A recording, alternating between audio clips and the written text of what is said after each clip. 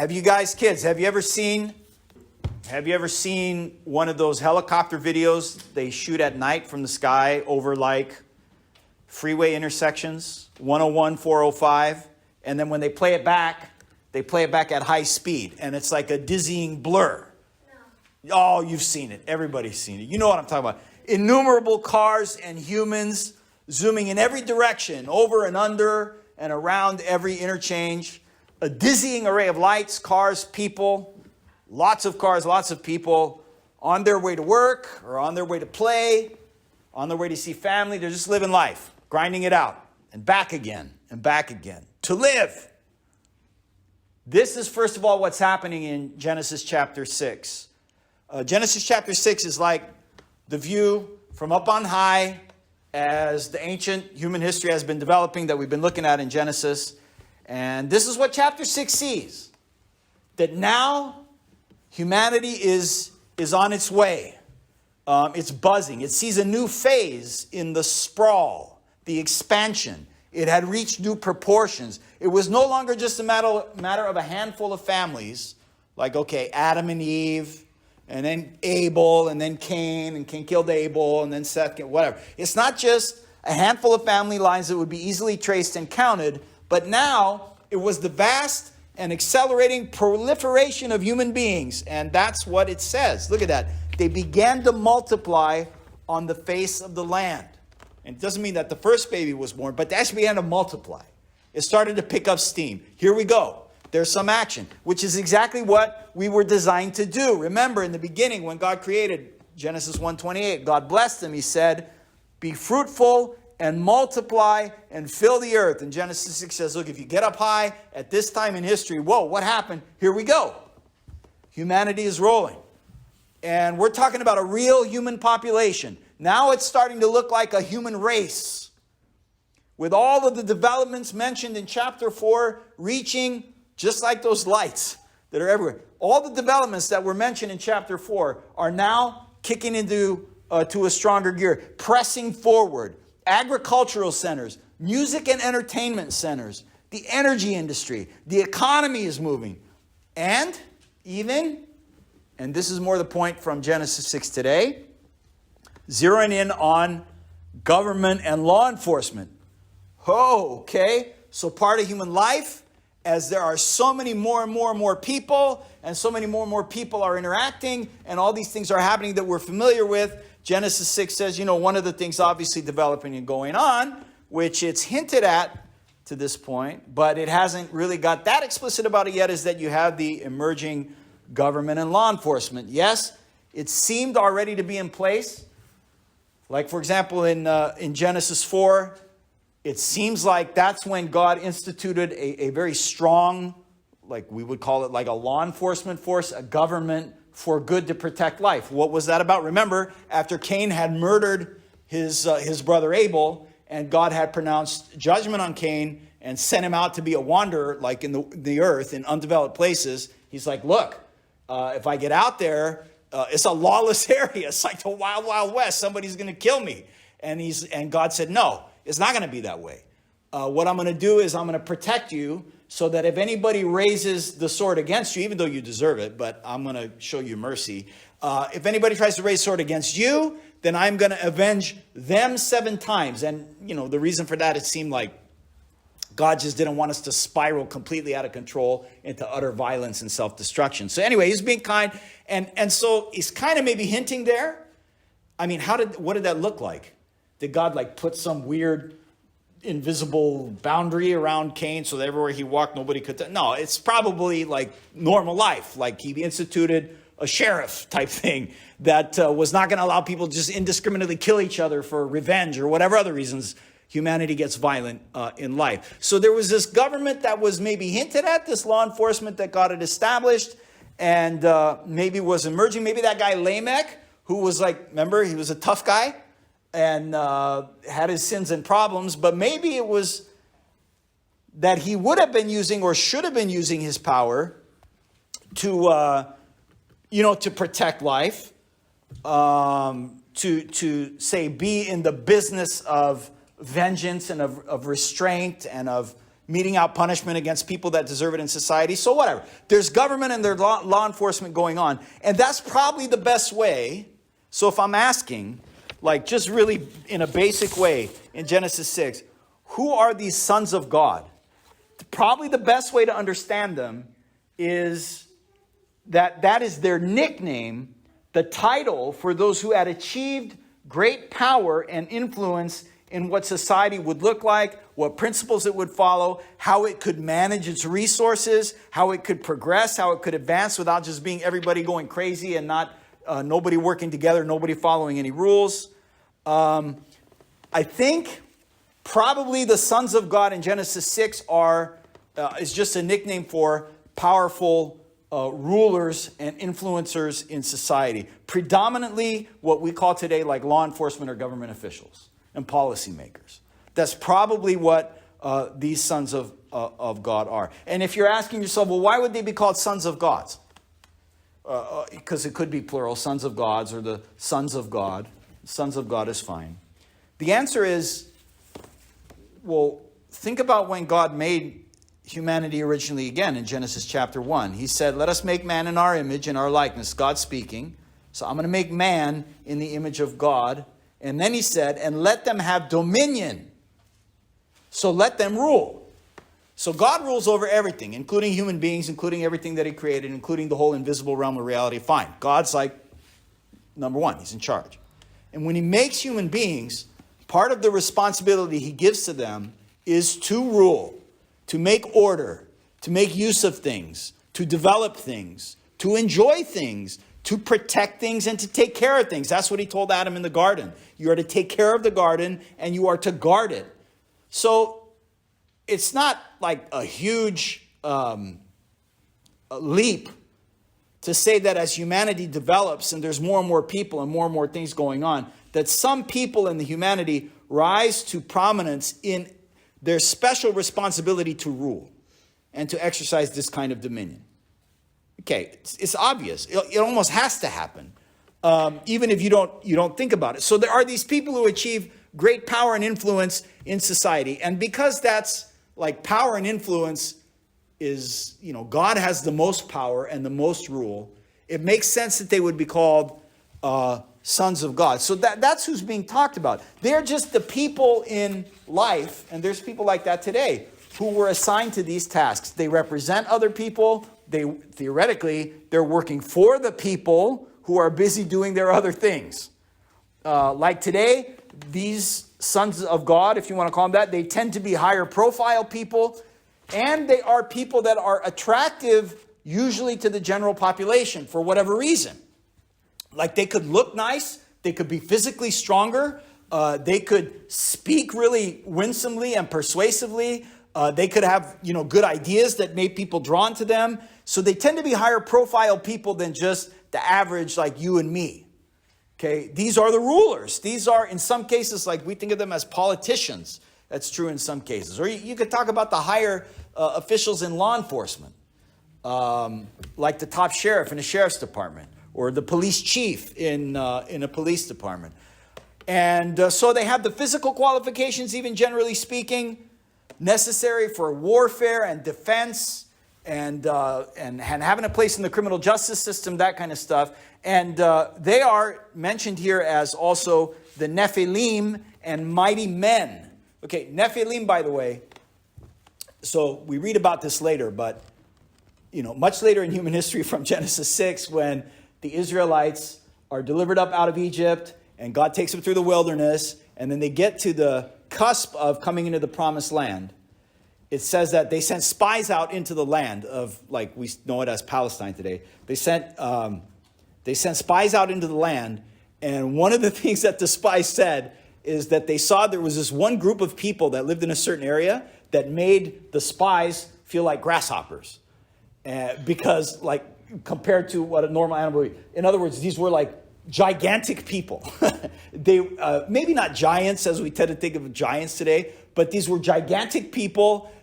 They were like, tall, good-looking, strong, was the general profile of this population. It scared Israel's armies to death, basically. They didn't want to go up against these people. So this fits, okay, that in that part of the world, these people had great power. And, so those people were the descendants of the guys that we're talking about here, that Genesis 6 is talking about here in this story. So they're famous, they're strong, they're persuasive, and they're influences. But the thing is, maybe you feel this way when you read this.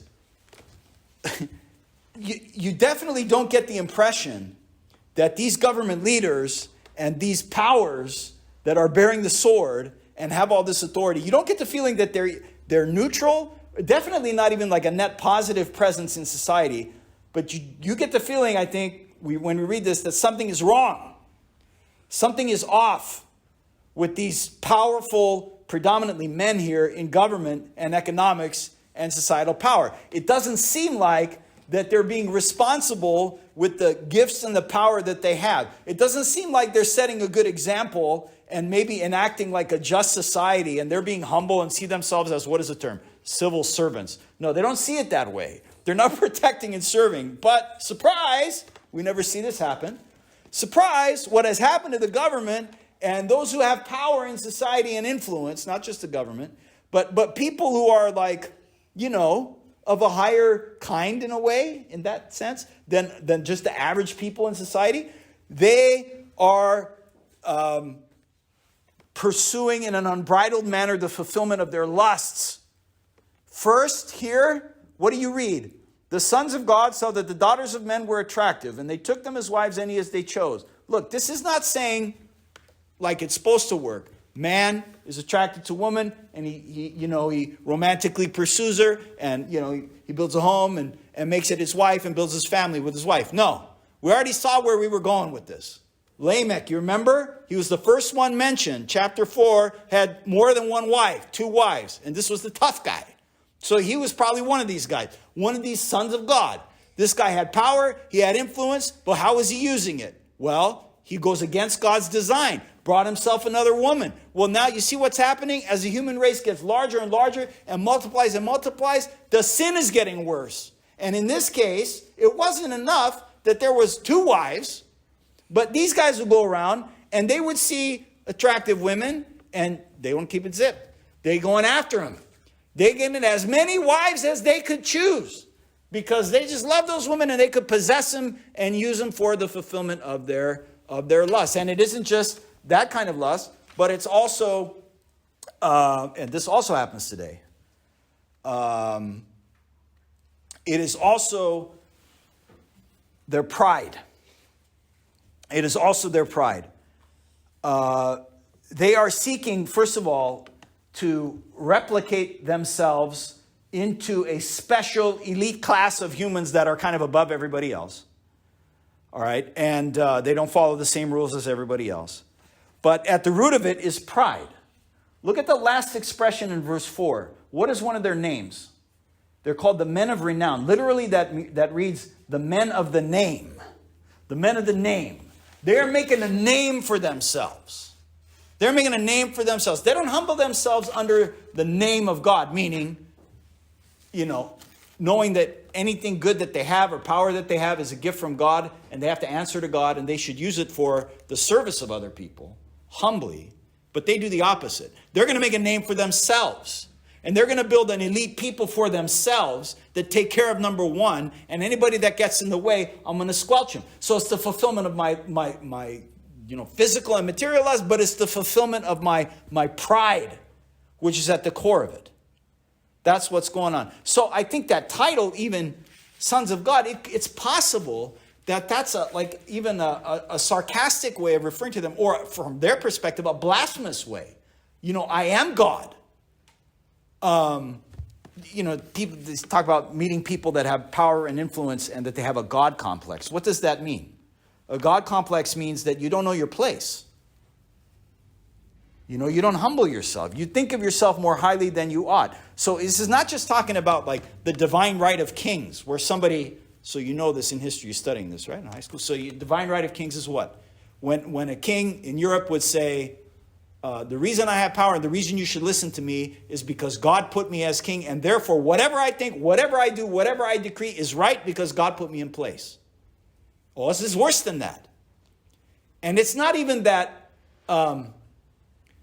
Some rulers, so if you think of like ancient Rome, for example, ancient Rome said that the Caesars were emanations of God himself. So it's not just that they got appointed by God and therefore thought they had absolute power, but they actually, like, in some sense had some substance, some connection to God, and so therefore they had absolute power, and they acted that way in their own mind.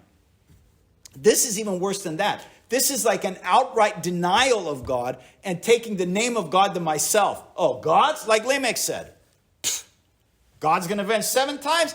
If I avenge, it's going to be 7 times. God, nothing. And so here we go. We got these rulers saying, we're the gods. And this is not a surprise, is it? This reminds us of the first human pair. At the core of, the woman saw that the tree was good for food. Remember the story? It was a delight to the eyes. The tree was to be desired to make one wise. So she took the fruit and ate. And she also gave to her husband who was with her, and he ate. Well, big surprise. Eve and Adam following the lusts of the eyes, the lust of the flesh, and also the pride, deceiving them, so following Satan's deception into thinking they could be on the same level with God if they would just eat the fruit, whatever. What did they do? Did Adam use his power to guard the garden like he had been told from God earlier? No.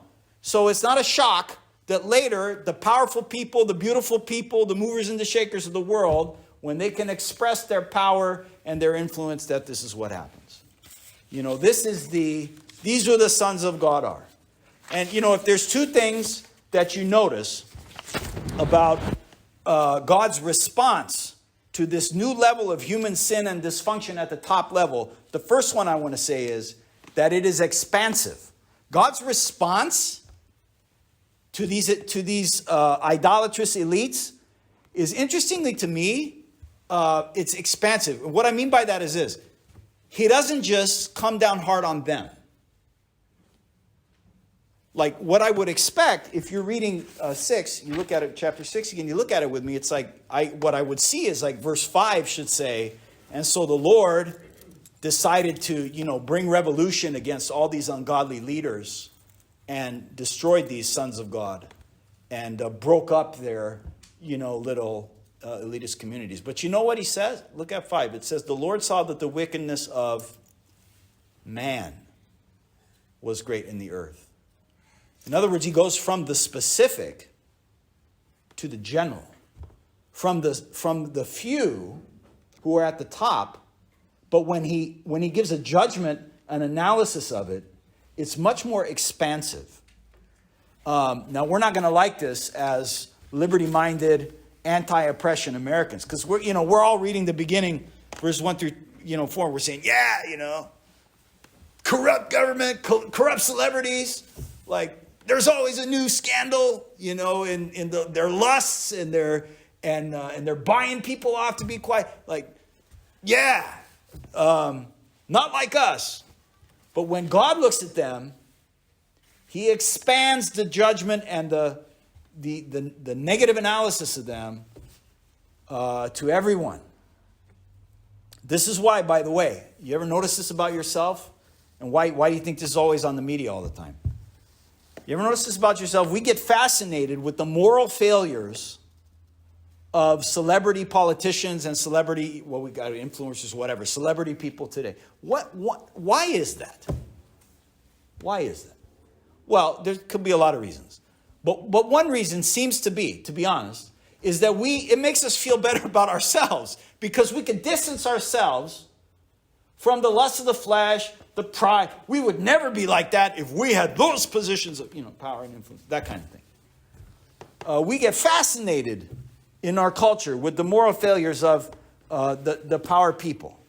And, I think that one obvious point of Genesis 6 would be to say, maybe we should pause and think about whether maybe more times than we would often want to admit, the difference between us and them is not so much what's in the heart, it's just a matter of access. Access and the more temptations that they have, the more people that worship them, the more situations they're put in, they buckle and fall. And you know what? Let a man be careful that he's is throwing the stone, and sometimes rightfully so, against some horrific abuse of power and wickedness. We're not downplaying that at all, except that we're saying when God speaks to it, he speaks not only against the sons of God, but he speaks against all of the ancient human race as it had proliferated at the time. I think that's interesting. Did you notice that? That we're all lumped in together? And the only way we miss that or object to that is because we mistakenly view ourselves deep in our own hearts as so different from them, and we just think we're so good and morally pure.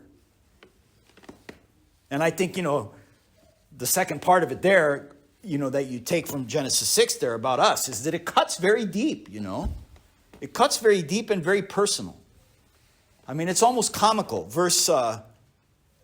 The second part of verse 5, or actually verse 5 and 6 together, or just 5, all by itself. So we already said it talks about everybody, including us, but look how deep it cuts. It doesn't just say, so follow it here. Look at it while I'm saying this. It doesn't just say, mankind was wicked. And it doesn't just say, mankind's wickedness was great. And it doesn't just say mankind's wickedness was so great that the thoughts of his heart also were evil. In other words, not just his actions, not just his speech. It says, but mankind's wickedness was so great that the intention of the thoughts of his heart were evil. But that's not it. It says, mankind's wickedness was so great that every intention of the thoughts of his hearts were evil. But that's not even it. It says, mankind's wickedness was so great that every intention of the thoughts of his heart were only evil.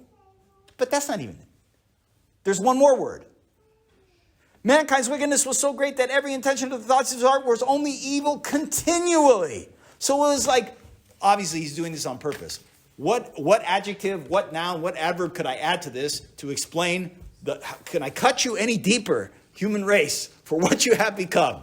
What you so easily see in the elites, what have you become in your own heart? This is what God is saying. This is the natural human heart after we had rebelled against God in the garden. It laid us all bare before the Lord. Now, sometimes we lose sight of this in the culture wars or even in personal offenses that are committed against us. And then we think we're better than we are, Isn't this our problem?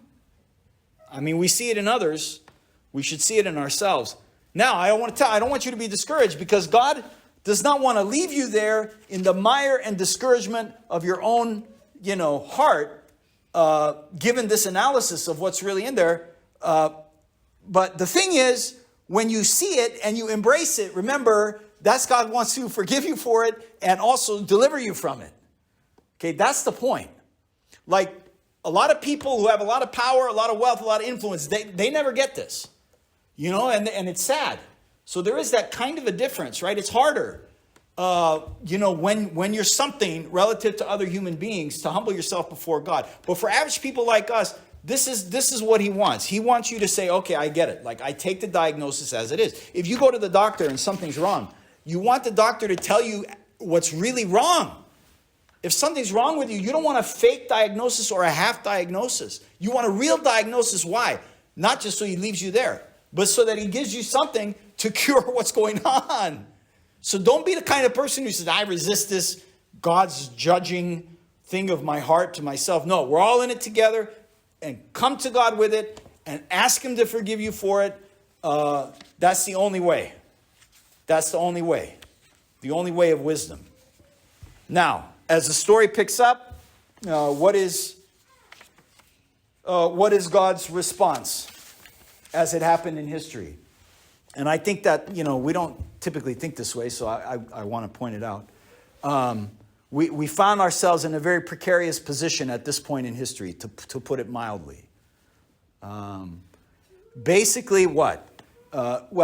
Coming into the story, I think you'll find this interesting. Coming into the story, remember, chapter 5 was like the list of all those people, and they lived like 800-900 years in some cases, and they're having children and they're hundreds of years old. And when we read that list, what is it? We go, well, something changed? Because obviously we don't live that long. And so we said our assumption was, based on that, maybe because humanity had rebelled, that there was now this death that had set in, and there was like a decay, that at a certain point, God finally cut it off, and said, well, I can't let it decay all the way to death or everybody just die off, and he didn't want to do that, at least not yet. So he's like, all right, I'm gonna cut it down after this long decay, however long that took, at say 100, 120 years max. And that's the life that the original readers of Genesis were living, and it's the life we live today, basically. Same lifespan. But here's the thing. Genesis 6 says, and I think it deliberately left us with that assumption of how that worked, but Genesis 6 says, no, it's not like that. That's a little bit too uninvolved or kind of a naturalistic way of looking at it, like that God sort of just allowed the decay, and then at a certain point he stopped it so that we'll go any further. Saying, look, what actually happened was God had enough. And he's like, I'm going to take it from 600, 700, 800, 900 years right down to 120. Because I'm sick of this. These people, the longer they live, the worse they get. And I'm disgusted by it. And so I'm going to cut down basically the lifespan by 600, 700 generations. That's how it happened. It didn't happen by gradual decay. So then we kind of sit up and we're like, all right, what's going on? We got a God angry with the fallen human race. It gets worse, doesn't it? It gets worse. And God finally decides, it says in verse 7, that I'm going to blot out man whom I have created from the face of the land. Oh, how we had fallen from the heights that we had and that were also laid out for us when we were created is what's going on here. And it is not a soft matter that humanity has become expansively evil and that this depth of sin. And so God is going to bring his judgment. He's going to blot them out.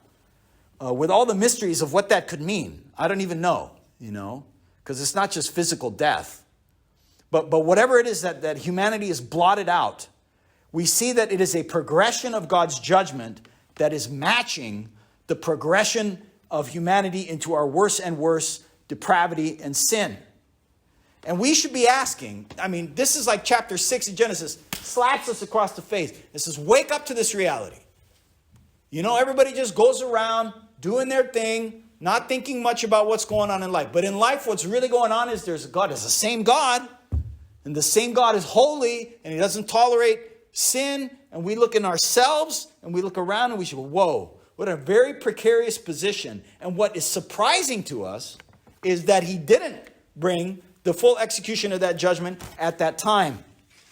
We've seen this over and over and over again, is that God seems to regularly withhold the fullness of what his response otherwise would be, his just and fair response to our rebellion. And I think just a lesson from that one is simply, we should think more about that. What does God think? That's what matters.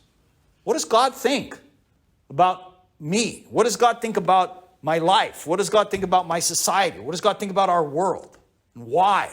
And what are the consequences of that?